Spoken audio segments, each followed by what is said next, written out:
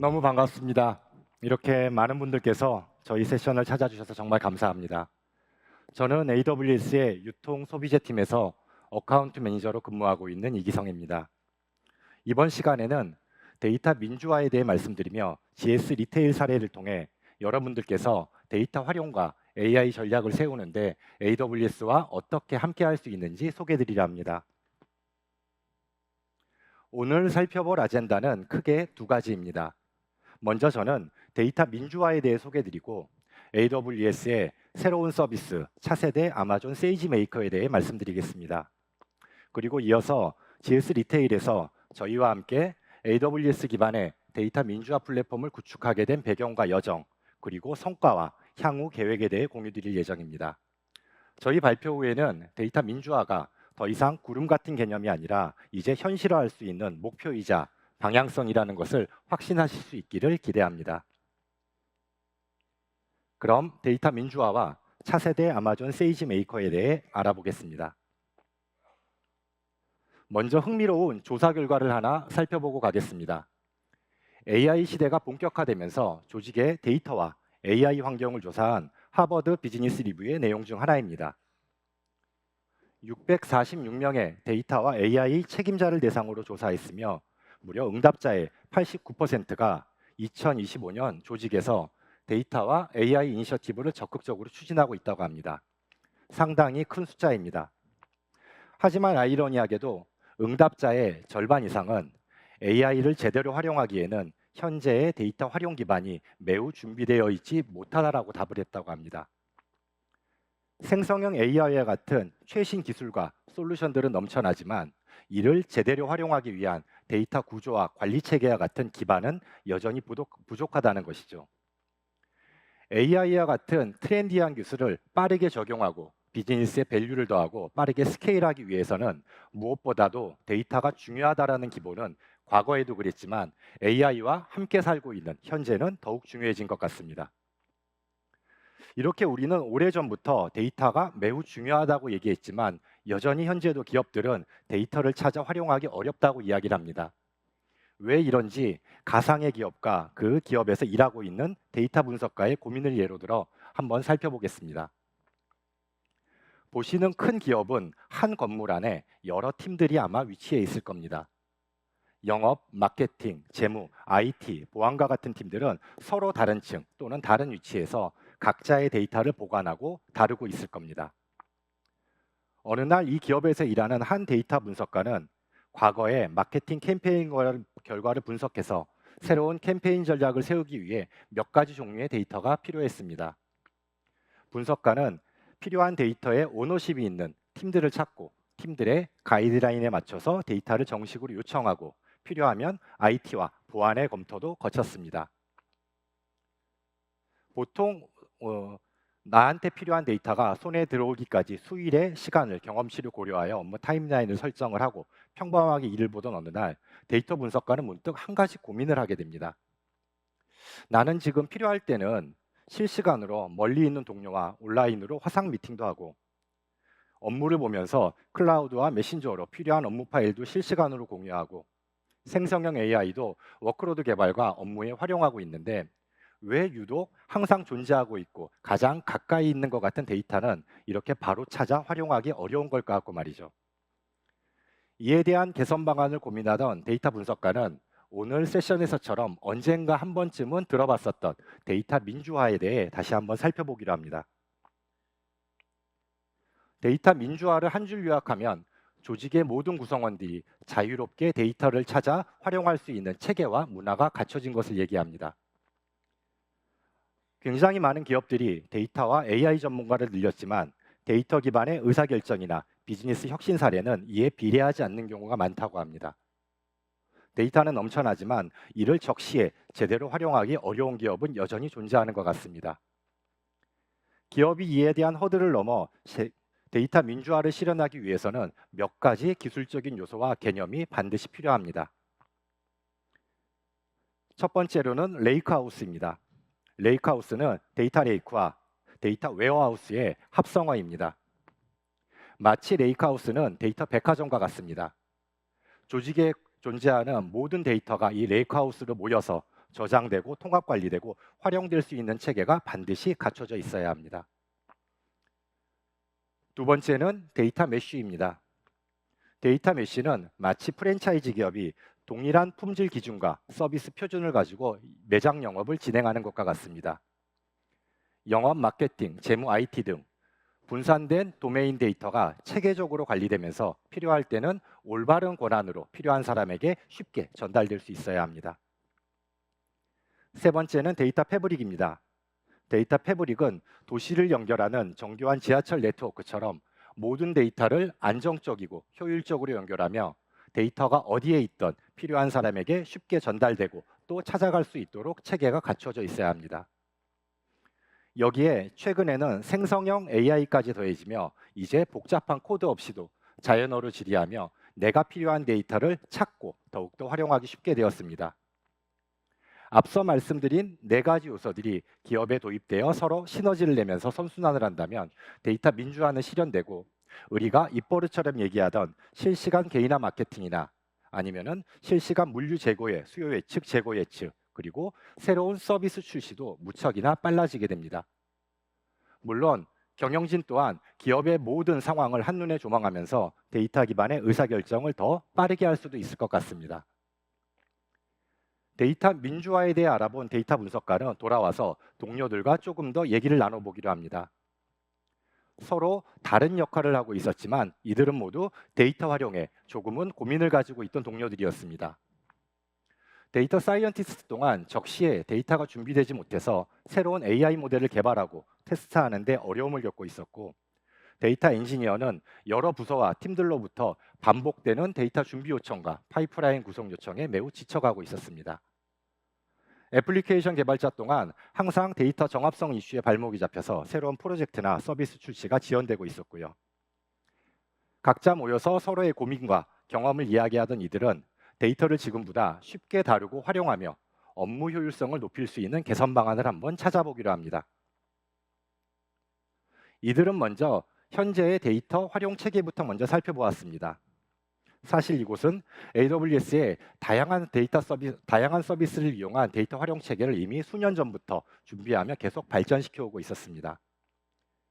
조직의 모든 정형, 비정형 데이터는 맨 아래쪽에 보이는 아마존 S3와 레드시프트로 저장되어 관리되는 레이크하우스가 만들어져 있었고 아마존 데이터존, AWS 레이크 포메이션, 그리고 글루 카탈로그를 이용해서는 거버넌스 체계를 갖춘 데이터 메쉬도 구현되어 있었습니다. 또한 아테나, EMR, 레드시프트, 세이지메이커를 통해서는 데이터 패브릭 차원의 데이터 접근과 활용도 가능했고요. 임원진을 위한 퀵사이트 대시보드, 그리고 얼마 전부터는 아마존 베드락과 AI 어시스턴트 서비스인 아마존 Q를 워크로드 개발과 업무에 활용하고 있었습니다. 목적에 맞게 AWS의 다양한 서비스를 선택하고 조합하여 성능과 비용을 최적화한 데이터 활용 체계를 갖추고 있었지만 이들은 더 나은 실시간 데이터 활용과 AI 협업을 위한 개선 포인트를 찾기 위해 논의를 계속 진행해 보기로 합니다. 실무에서 매일 마주하는 경험들에 대해 좀 더 이야기를 나눠보니 과거와는 다른 새로운 발견들을 할 수 있었습니다. 먼저 첫 번째는 데이터와 AI가 점차 융합되면서 역할 간의 경계가 점차 사라지고 있다는 것이었습니다. 언젠가부터 데이터 분석가, 엔지니어, 사이언티스트 간의 역할의 경계가 점점 흐려지고 있었죠. 실제로 데이터 분석가는 SQL 쿼리를 작성하다가 ETL 파이프라인을 만들고 AI 모델을 직접 실험하는 등의 경험이 자주 있었고 사실 언젠가부터는 이런 경험이 더 이상 이상하지 않았습니다. 오히려 동료들과 얘기를 해보니 점점 더 활용하게 되는 AWS 서비스가 많아지면서 서비스별로 도구를 전환하고 콘솔을 전환해서 반복해야 하는 작업이 불편했다고 얘기를 했습니다. 두 번째는 여전히 존재하는 데이터 사일로 이슈였습니다. 서로 다른 포맷으로 데이터가 여기저기 분산되어 저장되어 있어 실시간으로 찾아서 활용하기 어려웠습니다. 또한 부서 간 데이터와 분석 도구가 서로 포맷이 맞지 않아 데이터 분석이 어려운 경우도 있었습니다. 통합 개발 환경과 실시간 협업에 대한 니즈가 조직 내에 점차 커져가고 있었죠. 세 번째는 데이터와 AI의 존재감이 커질수록 이를 체계적으로 통제하는 거버넌스 체계가 더욱 중요해졌다는 것이었습니다. 마치 고성능 F1 스포츠카에 더 튼튼한 브레이크와 안전장치가 필요한 것처럼 데이터와 AI에 관한 한 더 거버넌스와 보안, 그리고 생성형 AI까지 더해지며 윤리적 사용에 대한 표준 체계까지 관리할 필요가 있었습니다. 마지막으로는 데이터와 AI 워크로드가 빠른 속도로 늘어나며 이전보다 더 신뢰성과 성능이 보장되는 인프라가 중요해졌다는 점이었습니다. 거기에 새로운 파운데이션 모델 그리고 생성형 AI 기술들이 하루가 다르게 등장하면서 이를 빠르게 채택하고 수용할 수 있는 인프라 환경이 매우 중요해졌습니다. 새로운 도전 과제까지 살펴본 이들은 현재보다 데이터와 AI를 더 잘 활용하며 효율적으로 협업할 수 있는 개선된 데이터 민주화 플랫폼을 한번 만들어 보기로 합니다. 아마 여기 오신 여러분들도 조직에서 데이터와 AI를 위한 도구들은 다 갖추고 계시지만 실시간 협업이나 통합 활용에 대한 어려움 경험들은 다들 조금씩은 가지고 계실 것 같습니다. AWS의 많은 고객들 또한 오래전부터 데이터와 AI에 관련된 모든 서비스를 한 곳에 모아 조직 내 모든 구성원들이 쉽고 빠르게 협업할 수 있는 서비스를 만들어줬으면 좋겠다라고 말씀을 주셨고, 저희는 이 이야기를 굉장히 귀담아 듣고 있었습니다. 그렇게 고객분들의 니즈와 피드백을 요청받아서 만든 저희 AWS 새로운 서비스가 바로 차세대 아마존 세이지 메이커입니다. 차세대 아마존 세이지 메이커는 데이터 민주화와 AI 협업을 위한 통합 환경을 제공하는 AWS의 새로운 플랫폼 서비스입니다. AWS의 데이터, 애널리틱스, AI 서비스를 사용하시며 서비스별 콘솔을 오가는 불편함 없이 이제 한 곳에서 데이터와 AI를 활용한 비즈니스 가치 창출에 집중하실 수 있게 되었습니다. 차세대 아마존 세이지 메이커는 크게 세 가지 영역으로 구성되어 있습니다. 먼저 가장 아래쪽에 레이크하우스 영역입니다. 이 영역으로는 조직의 모든 원천 데이터가 정형, 비정형 가리지 않고 통합되어 저장되며 AWS 다양한 서비스를 이용해 관리될 수 있습니다. 두 번째는 가운데 있는 데이터와 AI 거버넌스 영역입니다. 이 영역에서는 데이터를 카탈로그화시키고 내가 필요한 데이터와 AI 모델을 쉽게 찾아 활용하실 수 있습니다. 여러분께서 많이 들어보셨던 메타데이터 관리, 데이터 거버넌스, 데이터 리니지, 데이터 포탈 등을 AWS의 다양한 서비스를 이용해서 이곳에서 만들고 구성하며 관리해 나가실 수 있습니다. 세 번째는 유니파이드 스튜디오입니다. 데이터와 AI를 위한 통합 개발 환경을 제공하며 시작부터 끝까지 모든 작업을 한 곳에서 수행하실 수 있게 되었습니다. 여러분들께서 그동안 들어오셨던 과거의 아마존 세이지 메이커는 유니파이드 스튜디오 안에 이제 아마존 세이지 메이커 AI라는 이름으로 존재합니다. 차세대 아마존 세이지 메이커는 AWS의 다양한 서비스와 함께 사용되면서 현대 데이터 민주화에서 필수 요소라고 하는 모든 구성 요소를 지원하고 있습니다. 오늘은 이 중에서 유니파이드 스튜디오에 대해 조금 더 알아보겠습니다.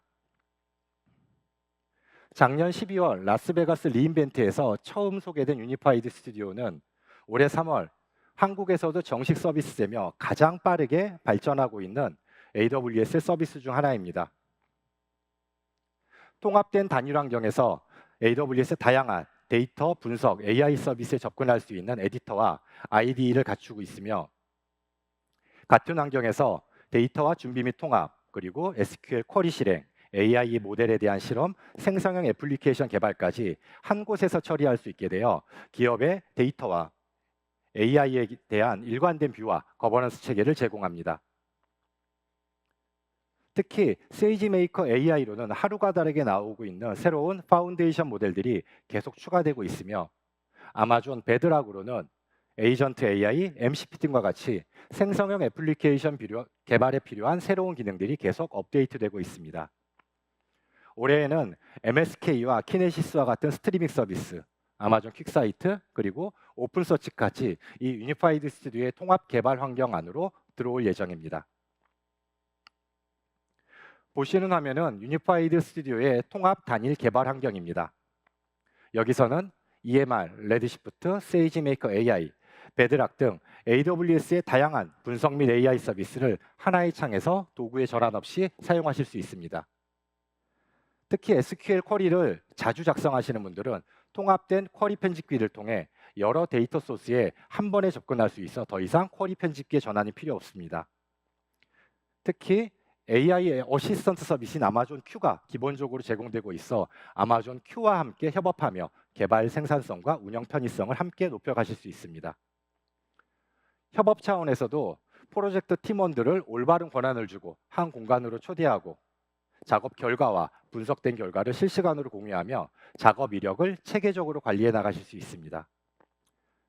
마치 익숙한 협업 도구처럼 직관적이고 사용하기 쉬운 환경이 제공되며 데이터와 AI가 발해 모든 과정을 효율적으로 진행하실 수 있습니다. 여기 말씀드린 데이터 분석가와 엔지니어와 같이 만약에 여러분들 조직에서도 실시간 데이터 활용과 협업에 어려움을 겪고 계시다면 차세대 아마존 세이지 메이커는 좋은 선택지가 될 수 있습니다. 데이터 활용에 대한 어려움을 개선하고 실시간으로 필요한 데이터와 도구에 쉽게 접근하고 원활하게 협업하는 것이 가능해 마치 모든 팀원이 한 공간에서 일하는 것처럼 실시간 협업을 가능하게 합니다. 차세대 아마존 세이지 메이커를 통해 데이터 민주화 체계를 실현한 AWS의 고객 사례를 하나 더 말씀드리겠습니다. 바로 토요타입니다. 잘 알고 계시는 토요타는 세계 최대 자동차 기업 중 하나입니다. 연간 1000만 대 이상의 자동차를 생산하고 있고 매일 테라바이트 규모 그리고 데이터 레이크에는 페타바이트 규모의 데이터를 저장하고 있으며 수천 명의 직원들이 수백 개의 애플리케이션을 통해 데이터를 활용하고 있습니다. 토요타 역시 데이터 사일로 이슈와 같은 여러 문제점들을 갖고 있었고 차세대 아마존 세이지 메이커를 도입함으로써 토요타는 데이터를 통합 관리하고 쉽게 검색 발견하고 그리고 무엇보다도 데이터 품질에 대한 이슈를 사전에 방지할 수 있었습니다. 거기에 생성형 AI까지 더해지며 고객과 직원의 만족도가 더욱 높아졌다고 토요타의 데이터 AI 임원은 이야기해 주셨습니다. 차세대 세이지 메이커와 함께 실현된 데이터 민주화가 가져온 토요타의 실제 변화와 발전된 모습을 보여주고 있습니다. 경험을 압축할 수 있는 알고리즘은 없다고 합니다. 이 얘기는 아마존닷컴의 창업자인 제프 베조스와 현재 CEO인 앤디 제시 그리고 아마존의 모든 리더십들이 자주 사용하는 말입니다. 고객 지향적으로 일하며 수많은 고객들과 오랫동안 함께해온 시간과 경험이 아마존과 AWS가 가지는 고객의 디지털 혁신과 비즈니스 성장에 기여하는 차별화된 가치임을 강조하는 표현입니다. 저는 기업의 비즈니스와 의사결정의 중요한 요소 중 하나인 데이터와 AI도 이와 다르지 않다고 생각합니다. 데이터와 AI는 그 단어가 처음 생겼을 때부터 항상 핫하게 다뤄져 왔던 토픽이었던 것 같습니다. 여러분들이 그동안 보관해 오고 있고 지금도 계속 생성하고 있는 데이터를 잘 이해하고 해석하고 활용하는 것이 이제는 무엇보다 중요해졌습니다. 이런 메커니즘과 플랫폼을 갖추는 것이 매우 중요하다고 마지막으로 말씀드리고 싶습니다. 이제부터는 GS 리테일의 데이터 민주화 여정을 들어볼까 합니다. 대한민국의 전통적인 유통기업이 어떻게 데이터와 AI 혁신을 이끌어가고 계신지 한번 들어보도록 하겠습니다. 저희 발표는 여기서 마무리하며 김남석 팀장님을 박수로 환영해 주시길 부탁드립니다. 감사합니다. 안녕하세요. GS 리테일 데이터 엔지니어링 팀 김남석입니다. 반갑습니다. 네, 저는 오늘 GS 리테일에서 어떻게 데이터 민주화를 가져가고 있는지 그거에 대해서 저희 경험이나 그런 여정들을 좀 말씀드리려고 이 자리에 섰습니다. 일단 GS 리테일은 최근 그 정보계 좀 오래된 정보계의 그런 것들을 AWS로 현대화하는 그런 전환을 완료를 했습니다. 그래서 그 전환 전략과 그리고 방향성 그리고 그런 것들을 공유하고 저희가 데이터 민주화를 어떻게 생각하고 이걸 어떻게 가져가고 있는지 그에 대해서 이야기를 좀 풀어보도록 하겠습니다. 예, 먼저 GS 리테일 소개 간단하게 좀 드리겠습니다. 저희 뭐 LG 슈퍼마켓으로 시작한 그런 50년 업력을 가지고 있는 GS 더 프레시가 있고요. 그리고 GS25 편의점, 그리고 GS 홈쇼핑, GS 샵 이런 그 비즈니스를 지금 영위를 하고 있고요. 저희는 고객의 모든 경험을 연결하고 데이터로 공감하며 상품과 서비스로 신뢰받는 플랫폼이 되려고 노력을 하고 있습니다. 그리고 각 사업부별로 마켓쉐어 뭐 1, 2위, 3위 다투고 있는 그런 상황이고요. 네, GS 리테일의 클라우드 여정을 잠깐 좀 말씀드리면은 일단 21년도에 리테일과 그 홈쇼핑이 합병을 했습니다.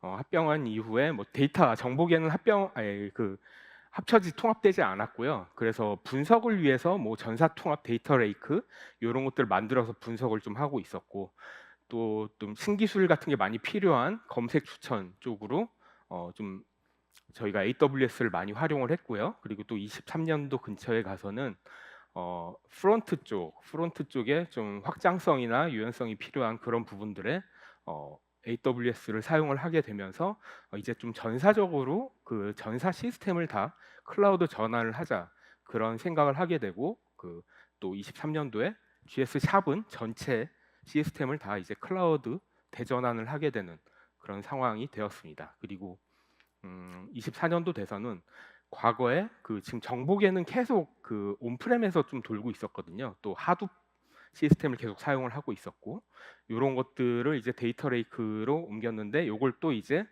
레이크하우스 구축으로 좀 정보계까지 이제 완벽하게 클라우드 전환을 하자, 그런 그 방향성을 가지고 그 추진을 하게 되었습니다. 저희 과거에 그 정보계는 좀 많이 노후화되어 있었어요. 그래서 그 각각의 온프렘에서 돌아가고 있는 그런 정보계였고, 또 합병 이후에 편의점 슈퍼와 홈쇼핑의 데이터 통합도 되어 있지 않아 가지고 그런 것도 좀 많이 애고니가 있었습니다. 그리고 용량 같은 것도 계속 온프렘에서 하다 보니까 좀 부족하고, 그래서 그때그때마다 증설을 하고, 그리고 또 데이터 이런 사일로 때문에 좀 많이 분석도 힘들고, 또 이걸 운영화하기도 힘든 그런 상황이었습니다.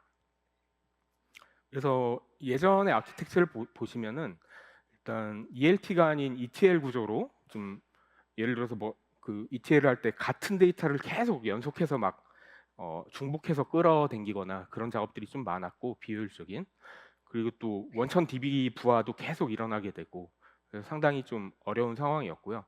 그리고 또 상용 시스템, SES ETL이나 데이터 스테이지, 오라클, DB2 같은 것들을 사용을 하게 되면서 뭐 스케일아웃이나 스케일업 같은 것도 불가능하고, 어렵고, 그리고 그런 상황에서 또 현업들은 데이터 사용을 상당히 많이 했습니다. 근데 그 에드쿼리라든지 뭐 그런 BI 서비스 같은 것들 많이 활용하면서 많은 그런 병목이 생기게 되고, 또 경합도 생기게 되고, 그래서 성능도 저하가 되는 그런 상황들이 많이 발생을 했습니다. 그래서 좀 현업들 그 임원진들의 의사결정 같은 것들이 상당히 어려웠고요. 네, 그래서 저희는 이것을 개선을 해보고자 좀 현대화 전략과 방향성을 잡기 시작했습니다. 그래서 저희가 AWS 기반으로 이런 데이터 플랫폼을 새롭게 구축하자, 그런 생각을 가지고 진행을 했고요.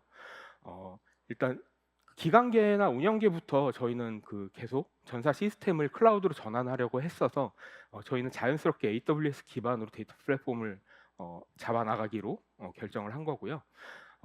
일단 리얼타임 데이터 처리 같은 것도 과거 온프렘에서는 할 수 없었던, 하기 힘들었던 그런 부분들을 할 수가 있었고요. 또 제일 중요한 데이터 거버넌스 기반 이런 레이크하우스를 구성하는 것들, 이런 것도 하나하나 조금 오래 걸리긴 하지만 잡아 나가면서 정보 개선을 진행을 했습니다. 그리고 분석 환경도 당연히 고도화가 되어야겠죠. 예, 그 분석 현업들이 직접 사용할 수 있는 BI라든지 셀프 BI라든지 그런 부분들 를 잘 고도화해서 진행을 하자, 그런 방향성을 잡았고, 분석 환경도 마찬가지 MLOps까지 운영화까지 이어지는 그런 체계 구축을 하는 것이 목적이었습니다. 그래서 클라우드 마이그레이션 전략을 잡았는데 크게 핵심 전략 세 가지를 세웠습니다. 일단 기존 플랫폼을 현대화해가지고 클라우드 전환을 하는 것. 이 클라우드 전환할 때 뭐 AWS 네이티브 서비스도 다 좋지만은 저희는 오픈 소스도 좀 조화롭게 활용을 해가지고 구축을 하는 걸로 그 전략을 세웠고요. 그리고 두 번째는 데이터 활용성 개선인데, 사용자가 막 여기저기 들어가서 막 그 데이터를 끌어당기고 쓰고 그런 것들도 어렵기도 하지만 좀 그 권한이나 그런 자기가 사용할 수 있는 그런 그 데이터를 쉽게 활용할 수 있는 그런 환경을 만드는 것이 상당히 좀 중요했습니다. 세 번째는 데이터 통합과 공유인데요. 이 부분은 어떻게 보면 지금 데이터 민주화를 저희 세션에서 이야기를 하고 있는데 그 취지로 보면 제일 중요한 부분이라고 볼 수 있을 것 같습니다. 그러니까 GS 리테일 같은 경우에 온오프 채널이 상당히 많은데 뭐 편의점, 슈퍼, 홈쇼핑 그리고 뭐 앱 채널 같은 경우에 우리 동네 GS 그리고 GS 샵 앱 같은 것들이 있는데요. 이 시스템이 다 한 시스템에서 돌아가는 게 아니라 뭐 오라클, DB2 아까 보셨듯이 뭐 AWS, 뭐 GCP도 사용하고 있고요. 그런 다양한 플랫폼에 또 데이터가 저장돼 있다 보니까 이런 데이터를 통합하고 그리고 또 체계적으로 관리하는 그런 거버넌스가 상당히 중요했습니다.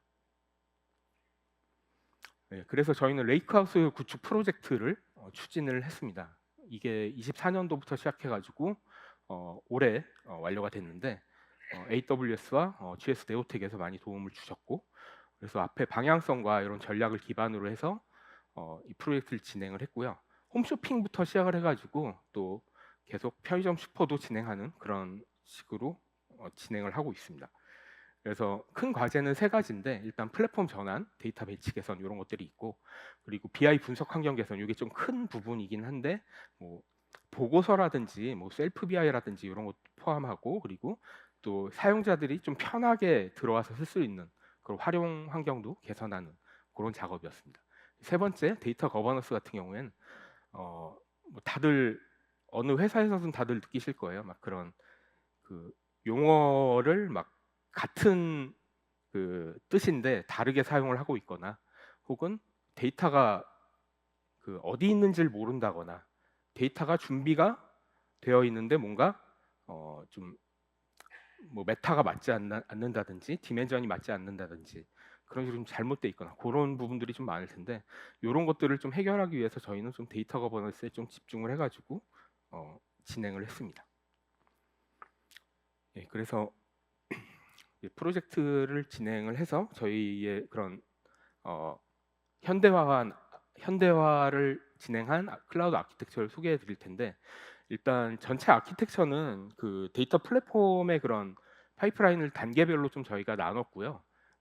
그것을 가지고 각 단계의 목적별로 좀 명확히 한 다음에 그리고 또 단순화를 시켜가지고 효율적인 그런 데이터 처리와 그냥 운영이 가능하게 이렇게 만들었습니다.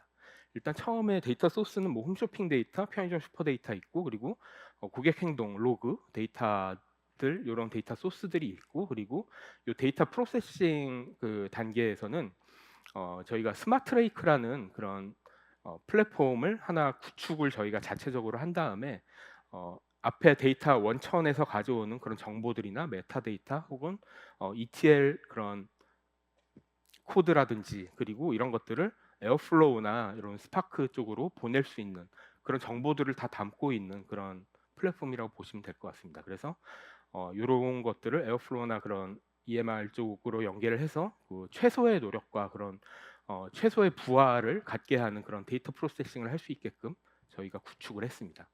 그리고 그 다음에 레이크하우스 레이어는 저희 S3와 아이스버그로 이루어진 그 데이터 레이크 영역 그리고 아래쪽에 있는 데이터 웨어하우스 영역 요거는 저희는 레드시프트를 사용을 했고요. 그리고 DBT와 함께 사용을 하면서 저희가 데이터 모델링을 현대화하고 트랜스폼 부분을 좀 강화시켜 가지고 그 트레이싱도 잘 될 수 있게 하는 그런 운영 효율화적인 측면에서 힘을 줘서 진행을 했습니다. 사용자는 저희는 MSTR을 기본 그런 그 BI 솔루션으로 사용을 하고 있는데 이번에 퀵사이트까지 같이 도입을 하고 또 세이지메이커 유니파이드 스튜디오를 또 사용을 하면서 분석까지도 편하게 할 수 있는 그런 환경을 만들었습니다.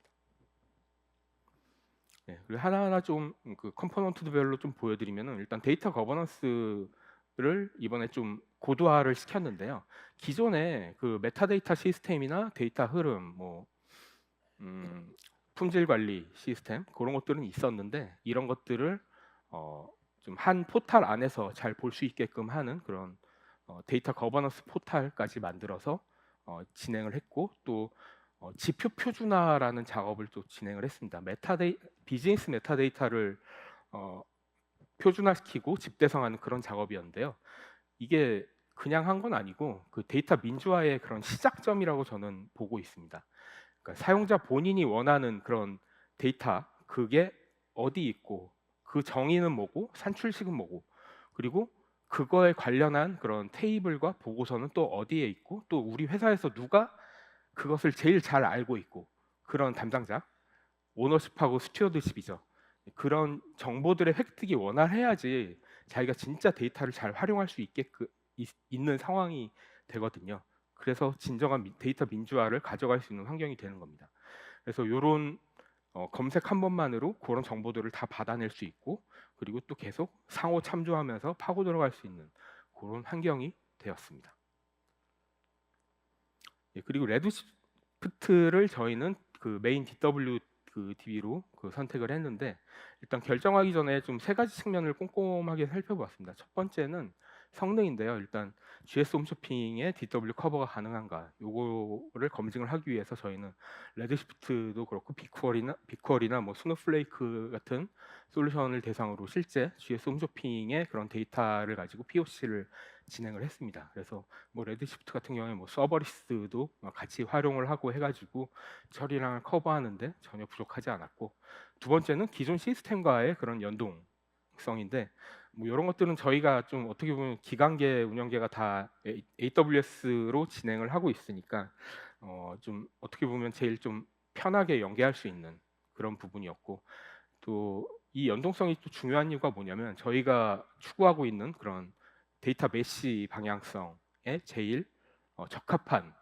그런 연동성이 있었기 때문에 또 결정을 한 것 같습니다. 그리고 마지막으로는 비용인데요. 이건 당연히 중요한 부분인데 뭐 인바운드, 아웃바운드 비용도 물론이고 그리고 또 RI 그 예약 노드 이런 걸로 좀 많은 비용을 세이브할 수 있는 그런 부분에서 좀 많이 유리했던 것 같습니다. 그리고 레드시프트 데이터 쉐어링을 좀 말씀드릴 텐데 아까 말씀드린 데이터 메시 관련해서 요거는 좀 필요 조건이라고 생각을 합니다. 저희는 아까 처음에 말했듯이 비즈니스 유닛별로 좀 많은 데이터 사일로가 있다고 말씀을 드렸는데 뭐 온오프라인 그런 시너지 그런 것들 좀 많이 내보고 싶었는데 약간 좀 에고니가 있긴 했죠. 예를 들어서 뭐 편의점 슈퍼 상품하고 홈쇼핑 상품 많이 다르잖아요. 그런 것도 있었고 그렇지만 또 그런 걸 또 엮어서 분석하다 보면 뭔가가 나오는 그런 상황이 많습니다. 그래서 그렇지만 환경이 받쳐주지 않아서 이제까지는 그런 걸 잘 못했고 뭐 뿐만 아니라 고객 같은 경우에는 지금 뭐 편의점 슈퍼를 사용하는 사람들이 홈쇼핑을 당연히 사용할 수도 있는 거고 그리고 또 물류 같은 경우에 그 통합 물류 그런 효율화를 하는 그런 작업들이라든지 통합 소싱도 마찬가지겠죠. 편의점 슈퍼가 뭐 어떤 상품을 그 매입을 하는데 직매입을 하는데 따로따로 사는 것보다 한꺼번에 사는 게 규모의 경제에서 더 이득이니까 그런 것들을 할 수 있는 좀 데이터를 많이 공유해서 분석을 할 수 있는 그런 환경이 좀 필요했습니다. 그래서 저희 세이지메이커 유니파이 스튜디오와 그리고 레이크 포메이션 그리고 레드시프트와 그런 서버리스들 그런 데이터 쉐어링 기능을 통해서 저희는 목적에 맞게 그런 그 생성된 각각의 그런 그 각 사업부별의 데이터들을 각 서비스 조직 팀에서 좀 실시간으로 공유하고 사용할 수 있는 그런 환경이 되었습니다. 그리고 저희는 그 퀵사이트를 이번에 도입을 해서 그 셀프 서비스 BI를 구현을 했는데요. 기존에 그 전사 BI로 아까 스트래티지 MSTR을 사용하고 있다고 했는데 지금도 사용을 하고 있습니다. 표준화된 그런 리포트와 일관된 분석의 강점인데 약간 셀프 BI가 좀 어려워요. 많이 어렵습니다. 그래서 그런 부분을 좀 강화시키고자 저희는 그 퀵사이트 그리고 뭐 T4를 POC를 했는데 저희가 판단하기에는 그런 연동성과 그리고 확장성 그리고 보안 관련 비용 효율성 등 많은 부분에서 퀵사이트가 좀 우세를 해가지고 저희가 선정을 하게 됐고 향후에는 뭐 S3에 있는 데이터, 레드시프트 그리고 뭐 RDS에 있는 데이터들을 다 뭐 아테나 쿼리를 해가지고 뭐 뭔가 자기가 원하는 데이터를 또 생성을 또 한다든지 해서 또 퀵사이트에서 분석을 할 수 있게끔 하는 그런 환경으로 저희가 구현을 했습니다. 그리고 세이지메이커 유니파이드 스튜디오도 저희가 도입을 했는데 데이터 활용 환경을 좀 먼저 개선을 하고 그리고 또 분석 그리고 MLOps까지 이어질 수 있는 그런 환경을 만들기 위해서 도입을 했습니다. 일단 저희는 사용자 인증으로 키클럭을 사용을 하고 있는데 이걸 IAM과 같이 해가지고 접근 제어 거버넌스까지 만들었고 이 접근 제어 거버넌스 같은 경우에는 저희가 데이터 메시를 하기 위해서 아주 그냥 기본적으로 있어야만 하는 그런 그 필수적인 부분이었습니다. 각 그런 조직 단위의 그런 권한 체계를 확실하게 바로 잡음으로써 결과적으로 향후에 데이터 메시로 갈 때 그 각 조직에서 뭐 사용하는 데이터라든지 혹은 생성한 데이터들을 다 관리할 수 있는 그런 체계가 되거든요. 뭐 지금도 다 느끼실 거예요. 그런 그 분석 같은 작업을 할 때 A 분석가, B 분석가들이 그 분석을 하고 그냥 남겨둔 그 어디선가 놓은 데이터들로 상당히 많이 좀 지저분해지는 그런 것들 많이 경험하셨을 텐데 그런 것들을 세이지메이커 유니파이드 스튜디오를 통해서 좀 이번에 많이 해지할 수 있는 그런 것들이 될 것 같습니다. 그리고 셀프 분석과 BI 환경 쪽에서는 뭐 AI라든지 LLM 도구 활용으로 좀 생성성을 향상할 수 있는 그런 기대를 하고 있고요. 네, 그래서 세이지메이커 유니파이드 스튜디오 기반으로 저희가 그 분석이나 뭐 머신러닝이나 생성 AI 개발 환경을 구현을 했는데 뭐 각 도메인별로 좀 보고 그런 하면은 수요 예측 편의점 쪽 수요 예측을 하는 데 있어서 저희가 그런 그 모델 트레이닝을 한다거나 그런 그 머신러닝으로 또 향후에 음, 그 운영화를 한다든지 그런 부분에 저희가 활용을 하고 있고요.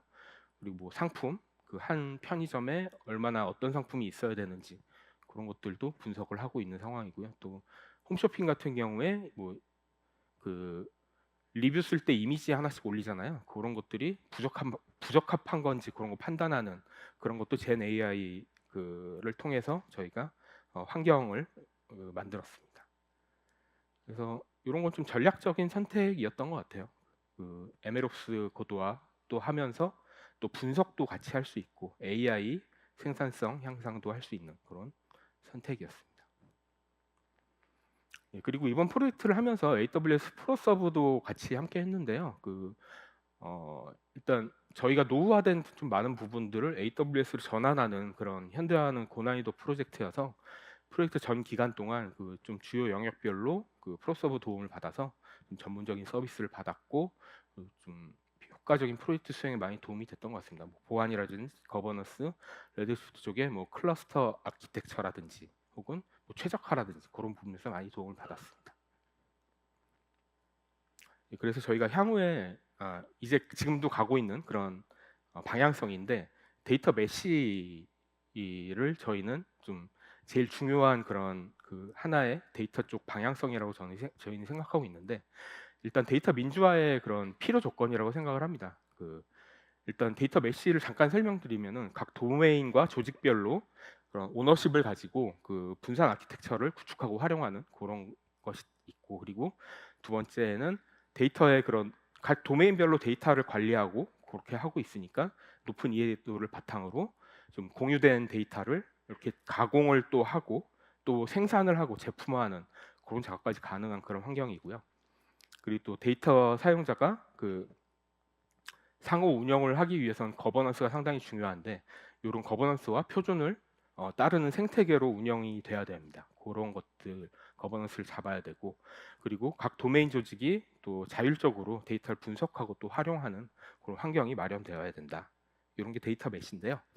GS 리테일의 데이터 메시는 일단 데이터 민주화를 위해서 좀 최종적으로 저희 데이터 메시를 강하게 밀고 있는데 홈쇼핑의 그런 레이크하우스 프로젝트를 통해서 이번에 데이터 패브릭까지 저희는 완성이 됐고 데이터 메시의 기준점을 세웠다 그렇게 보면 될 것 같아요. 그래서 작년부터 진행한 그런 홈쇼핑 프로젝트를 진행하면서 데이터 패브릭까지 완성이 됐다고 보고 그리고 또 데이터 메시의 그런 기반을 마련을 했다 라고 생각을 합니다. 그래서 전사 데이터 거버넌스를 기반으로 각 BU, 비즈니스 유닛과 그런 사업부별로 좀 자율적인 데이터 조직을 만들고, 그리고 데이터 프로덕트를 운영할 수 있는 그런 환경을 또 제공을 하고요. 그리고 또 BU, 비즈니스 유닛과 사업부 간의 그런 데이터 공유, 그리고 교차 분석, 그리고 결합, 그런 것들을 통해서 비즈니스 인사이트를 좀 확장을 하려고 하는 그런 목적으로 가고 있습니다.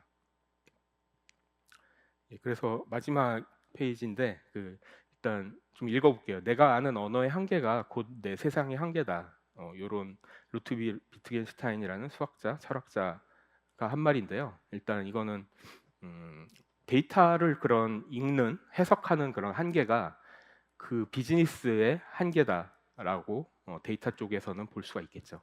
그래서 데이터는 좀 오늘날 어떻게 보면은 기업의 의사결정이나 마케팅, 경쟁력 확보에 있어서 좀 필수적이고 제일 중요한 그런 데이터를 읽고 해석하는 능력, 그 능력이 곧 기업의 미래를 좌우한다.